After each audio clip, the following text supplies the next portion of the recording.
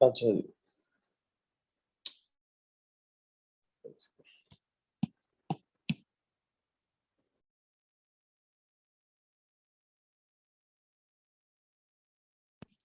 Okay, तो ये कुछ क्वेश्चन है, पहले मैं ये करवा रहा हूँ, उसके बाद देखते हैं बाकी क्वेश्चन। ठीक है, क्वेश्चन एक है ये कि football is released above a plane sloping surface and bounces several times.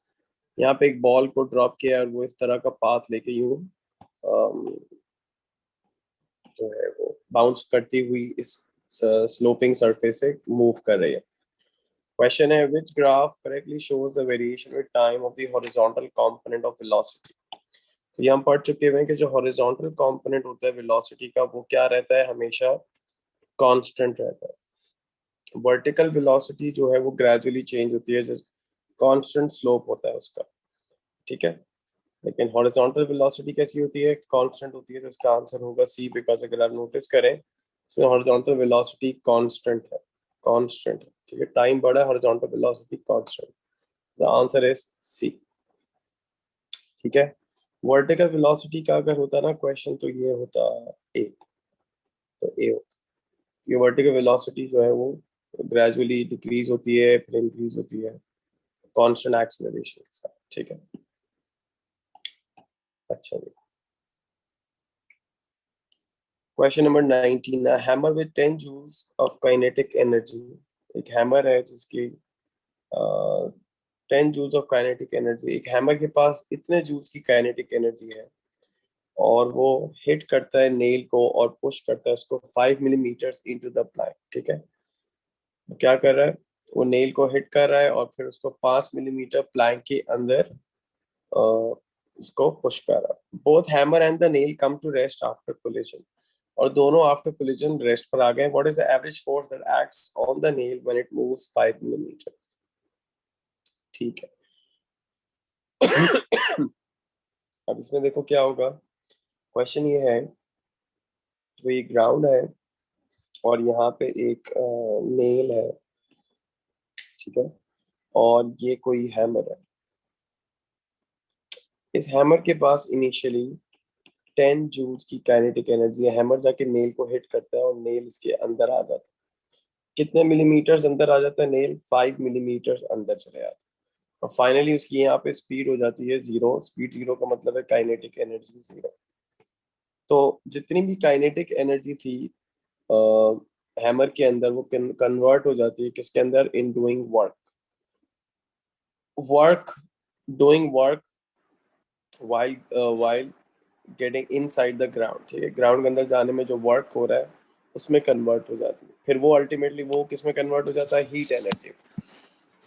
ठीक है, तो यहाँ पे जो लॉस ऑफ काइनेटिक एनर्जी है वो है gain in work done, basically doing work, और that then converts into heat energy. So kinetic energy का फॉर्मूला है half M V square minus you square. और एक स्पीड जीरो है इसलिए मैं वो नहीं लिख रहा, v square minus you square नहीं लिख रहा हूँ। ठीक है, सिर्फ ये लिख रहा हूँ इक्वल्स टू, और वर्क क्या है, frictional force into distance travel. ठीक है, तो यहाँ से और ये अगर फ्रिक्शन फोर्स कांस्टेंट है बोला हुआ भी होगा कहीं ना। ठीक है, यहाँ से आपको क्या निकालनी है, फ्रिक्शन फोर्स निकालनी है। From where we can find out friction force, average force that acts on the nail when it moves inside. So half into mass of the, बल्कि half M V square total हमें दी हुई है। ये total हमें दिया हुआ है, ये कितना दिया हुआ है, हाफ एम वी स्क्वायर की जगह पूरी काइनेटिक एनर्जी दी हुई है वो है 10 जूल। फोर्स इनटू कितना डिस्टेंस है, 5 millimetre which is 5 exponent minus 3। ये वहां जाके डिवाइड हो जाएगा तो हमारे पास फोर्स आ जाएगी 10 upon 5 exponent minus 3। Exponent minus 3 ऊपर जाएगा तो 1000 हो जाएगा। So it's going to be 2000 newton force. ठीक है, तो इसका आंसर हो जाएगा डी। ठीक है, नेक्स्ट क्वेश्चन वो है ये। क्वेश्चन विजिबल इतना नहीं है तो मैं दिखा देता हूँ कि क्वेश्चन था क्या। ये क्वेश्चन ये था कि, क्वेश्चन ये था कि एक गोल्फ की बॉल है, लिखा हुआ एक गोल्फ बॉल है, वो उसका मास है m, वो ड्रॉप हुई ऑन टू हार्ड तो ये देखो, ये हाइट h1 से ड्रॉप होती है on this hard surface, this is h1, और रीबाउंड होके वो कोई इतनी हाइट तक आती है, let's suppose this is h2,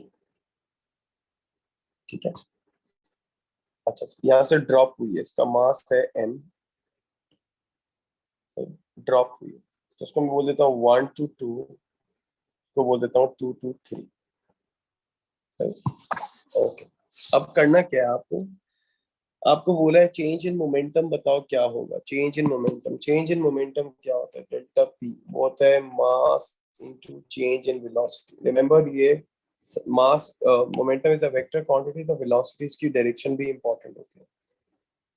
तो नीचे आने वाली वेलोसिटी को अगर आप पॉजिटिव ले लें तो ऊपर जाने वाली वेलोसिटी को आपको क्या करना पड़ेगा, नेगेटिव लेना पड़ेगा, ठीक है।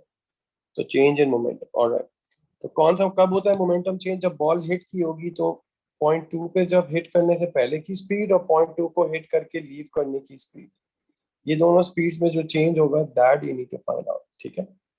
ओके, तो ये स्पीड कैसे निकल सकती है, मैं या तो इक्वेशन ऑफ मोशन भी लगा सकता हूँ, बिकॉज वो ए रेजिस्टेंस नहीं होगी, यहाँ पे लिखा होगा इग्नोर ए रेजिस्टेंस, तो मैं इक्वेशन ऑफ मोशन के थ्रू भी कर सकता हूँ, या फिर एनर्जी कन्वर्जन, जो कि एक ही बात है, क्योंकि ये जो इक्वेशन है 2as equals to v square minus u square, ये वहीं से आई है जीपीई कन्वर्टिंग इनटू केई से, ठीक है। तो अगर मैं 1 to 2 वाली जो स्टेज है उसमें अगर मैं लगा लूँ loss in GPE is the gain in kinetic energy, यहाँ से हमें पता चल जाएगा कितनी स्पीड होगी before the ball hit the ground.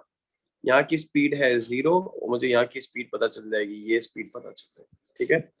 तो चेंज इन जीपी कितना है, mgh1, change in kinetic energy कितना होगा, half m v square minus u square, ये तो 0 है, ठीक है। m और m कैंसिल, तो यहाँ से जो v स्क्वायर आ जाएगा वो आ जाएगा 2gh1, और फिर v कितना आ जाएगा, इसको मैं v1 बोल लूँ, इसको एक काम करते हैं हम v1 बोल लेते हैं, और हिट करने के बाद जो निकली है उसको बोल देते हैं v2, ठीक है। तो v1 will be equal to under root 2gh1, ठीक है। इसी तरह v2 कितना होगा, अंडर रूट 2gh2, सही। ये आप इसी तरह अप्लाई करो यहाँ पे भी, यहाँ पे gain in GP is a loss in के, ठीक है। यहाँ से आपके पास v2 आ जाएगा। अच्छा, लेकिन ये v2 जो है ये ऊपर जाते वक्त नेगेटिव है, तो इसको मैं यहाँ पे माइनस लिख लेता हूँ, चाहो तो यहीं पे लिख लो या बाद में कर लो, एक ही बात, ठीक है। v2 is negative, v1 is positive, because ये वेलोसिटीज हैं, स्पीड्स नहीं है। मोमेंटम में वेलोसिटी यूज होती है, ठीक है। ओके, अब निकाल लो चेंज इन मोमेंटम, ये वाला फॉर्मूला यूज कर ले चेंज इन मोमेंटम, ठीक है। तो ये क्या हो जाएगा, ये हो जाएगा change in momentum equals to mass into final velocity minus initial velocity, right. तो v2 minus v1, v2 minus v1, ठीक है। v2 minus final minus initial. Okay. Now, what is final velocity? It is minus under root 2gh2 minus what is v1 under root 2gh1। अच्छा, अब यहाँ दोनों minus है, इसको मैं यूं भी कर सकता हूँ, ऐसा कोई ऑप्शन नहीं होगा आई थिंक जहाँ पे दोनों तरफ माइनस आ, तो यहाँ पे कोई भी ऐसा ऑप्शन नहीं जिसमें दोनों माइनस हो, है ना। तो क्योंकि जो साइंस है हम अपनी मर्जी से ले सकते हैं, तो इसका मतलब एग्जामिनर ने बोला है कि यार एक काम करते हैं, नीचे आने वाली वेलोसिटी को अगर कोई बच्चा नेगेटिव ले ले और ऊपर जाने वाली को उसको फिर क्या लेना पड़ेगा, पॉजिटिव। तो v2 जिसको मैंने नेगेटिव लिया उसको पॉजिटिव कर दो और इसको नेगेटिव कर दो तो भी सही है, कोई मसला तो नहीं है ना। साइंस तो हमारे हाथ में है। तो कौन सा ऑप्शन, अगर ये ऑप्शन अवेलेबल ही नहीं जिसमें दोनों नेगेटिव है, कोई मसला नहीं, हम साइंस चेंज कर लेते हैं, तो हमारे हाथ में है। तो अब क्या होगा, अब क्या होगा, उसको मैं चेंज कर लेता हूं। तो देखो आप मुझे बताओ, now v2 is positive under root 2gh2 minus, फिर माइनस अंडर रूट 2gh1, तो माइनस माइनस क्या हो जाएगा, प्लस हो जाएगा। ऐसा ऑप्शन अवेलेबल है कि नहीं, बिल्कुल है। m bracket 2gh2 plus under root 2gh1, ठीक है। और फिर अगर ये मास को मैं अंदर मल्टीप्लाई कर लूँ तो हो जाएगा m under root 2gh2 plus m under root 2gh4। ऐसा ऑप्शन है ऑप्शन बी। ठीक है, 1+2 करो या 2+1 करो, एक ही बात। अब मैं जरा बताऊंगा ये ऑप्शन डी जो है ये क्यों सही नहीं है। ऑप्शन डी में भी काफी मिलती जुलती चीज है, लेकिन ऑप्शन डी क्यों सही नहीं है, क्योंकि ये थोड़ा प्लस माइनस का मसला मैं बता रहा हूँ। ये देख लेंगे, इसलिए क्योंकि देखे अगर मैं इसमें से कॉमन निकालूं या बच्चा कोई डी भी लिख सकता है, तो यार देखो ऐसे नहीं हो सकता कि आप जो है ना एम कॉमन ले लिया। ठीक है, अब इसको मैं यूं अंदर अंदर ब्रेक करके तो लिख सकता हूँ, under root 2g common, right. तो अंदर क्या बच जाएगा, देखिए मैं यहाँ पे इसको ऐसे लिख लूँ, अंडर रूट 2 अंडर रूट जी अंडर रूट h2। ये थोड़ा सा मैथ्स का चक्कर है, इसलिए सुन लो। अंडर रूट 2 अंडर रूट जी अंडर रूट h1। मैं बता रहा हूँ ऑप्शन डी क्यों नहीं है। ऑप्शन डी भी कोई बच्चा बोल सकता है सर अगर ये कॉमन निकाल लें हम तो ऐसे ही तो हो जाएगा, नहीं ऐसा नहीं होगा। क्यों नहीं होगा, ये चेक करो। एम, यहाँ से हम दोनों में क्या कॉमन आ रहा है, अंडर रूट 2 और जी कॉमन आ रहा है। अंदर क्या बच गया, under root h2 plus under root h1। क्या इसको मैं यूं लिख सकता हूँ, can I write this as this also, ये दोनों चीजें सेम है। क्या ये दोनों चीजें सेम है, नहीं। ठीक है, ये सेम नहीं है। क्यों सेम नहीं है, इसका ये मतलब है under root 2 plus under root 3 is not equal to under root 2 plus 3। ठीक है, तो ये सेम अंडर रूट के अंदर नहीं आ सकते, इसलिए do not think the D could also be correct. ठीक है, यहाँ पे जो बच्चे डी समझते हैं कि यार डी भी तो हो सकता है, कॉमन निकाल लो, कॉमन निकाल के भी अंदर यही बचना चाहिए। क्या बचना चाहिए, ये। इसको आप यूं नहीं लिख सकते, यूं नहीं लिख सकते जो ऑप्शन डी में लिखा है। ठीक है, ऐसे नहीं लिख सकते। और तो इसका आंसर था आंसर बी। ठीक है, विच इज दिस। ऑलराइट, चलो इसी का आप क्वेश्चन नंबर 10 देख लो।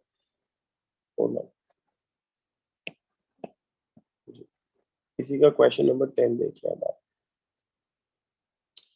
क्वेश्चन नंबर 10 वो क्या है भाई, वो है अ कांस्टेंट फोर्स एफ, एक फोर्स कांस्टेंट है, pushes a block along a horizontal frictionless surface। कोई हीट प्रोड्यूस नहीं होगी जब उसके अक्रॉस मूव करेगा तो।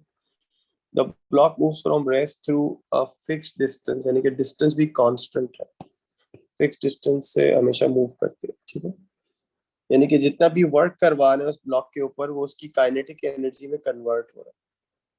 ठीक है, एक ब्लॉक है, इस पे एक फोर्स लग रही है, वो कांस्टेंट है, ये इनिशियल स्पीड इसकी हमेशा 0 है, ये एक फिक्स डिस्टेंस ट्रैवल करती है हमेशा, फिक्स डिस्टेंस, डिस्टेंस भी कांस्टेंट। ये सारा का सारा जो वर्क किया जा रहा है वो किसमें कन्वर्ट हो रहा है, इसका जो वर्क हो रहा है वो कन्वर्ट हो रहा है काइनेटिक एनर्जी। ठीक है, सवाल ये है कि what is the relationship between final speed of the block and its mass. कह रहा है इसके स्पीड में, फाइनल स्पीड में और मास में क्या रिलेशनशिप है। तो यार ये देखो, स्पीड मुझे काइनेटिक एनर्जी के अंदर छुपी हुई नजर आ रही है। ठीक है, स्पीड इसके अंदर होती है ना काइनेटिक एनर्जी के, और मास भी इसी के अंदर होता है। वर्क के अंदर तो फोर्स और डिस्टेंस होता है, तो फोर्स भी कांस्टेंट है, डिस्टेंस भी कांस्टेंट है, तो प्रोपोर्शनैलिटी किस तरह बनाएंगे जरा चेक कर लेते हैं। इसकी इक्वेशन में लिखा है, मैं इक्वेशन अप्लाई करूँ तो होगा force into distance equals to half M V square minus you square. ठीक है, ये होगी ना यहाँ पे law of conservation of energy, अगर मैं लगा लूँ तो इसी तरह लगेगा। अब इसमें जो जो चीजें कांस्टेंट है उनको हटा दो, क्या क्या चीजें, क्योंकि प्रोपोर्शनैलिटी में वो नहीं आएंगी, जो जो चीजें कांस्टेंट है बाकियों का रिलेशनशिप बन जाएगा। एफ कांस्टेंट है, डिस्टेंस कांस्टेंट है, फिक्स डिस्टेंस उसने बोला है, कांस्टेंट फोर्स बोला है, हाफ कांस्टेंट है, मास चेंज हो रहा है तो उसको रहने देते हैं, फाइनल स्पीड चेंज होगी क्योंकि मास चेंज होगा, तो रिलेशनशिप हमें इन दोनों का चाहिए। और इनिशियल स्पीड भी क्या है, हमेशा कांस्टेंट है, तो इसको भी हटा दो। इसका मतलब मैं हर जगह 1 लिख सकता हूँ और यहाँ लिख सकता हूँ एम वी स्क्वायर, बाकी सबको हटा के 1 लिख लो उसकी जगह ना। मास और वी कैसे रिलेटेड है, ऐसे रिलेटेड है, mass is inversely proportional to the square of speed. अब ऑप्शन में क्या अवेलेबिलिटी है वो देख लेते हैं, इसको और कैसे कैसे लिखा जा सकता है। इसको मैं यूं भी लिख सकता हूँ कि अगर अंडर रूट बोथ साइड्स कर दूं तो ये हो जाएगा under root M is proportional to 1 upon V square का अंडर रूट, ये होता है अंडर रूट बोथ साइड।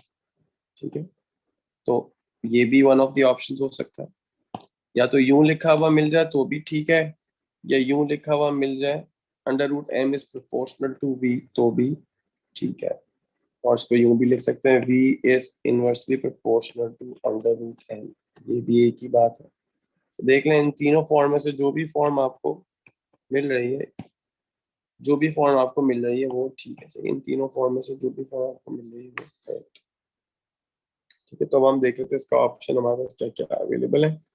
तो अगर हम इसके ऑप्शन जाके देखें तो हमारे पास है क्या अवेलेबल है भाई, ये सी, उसका आंसर होगा सी। ठीक है, मैं 2 मिनट में आ रहा हूँ।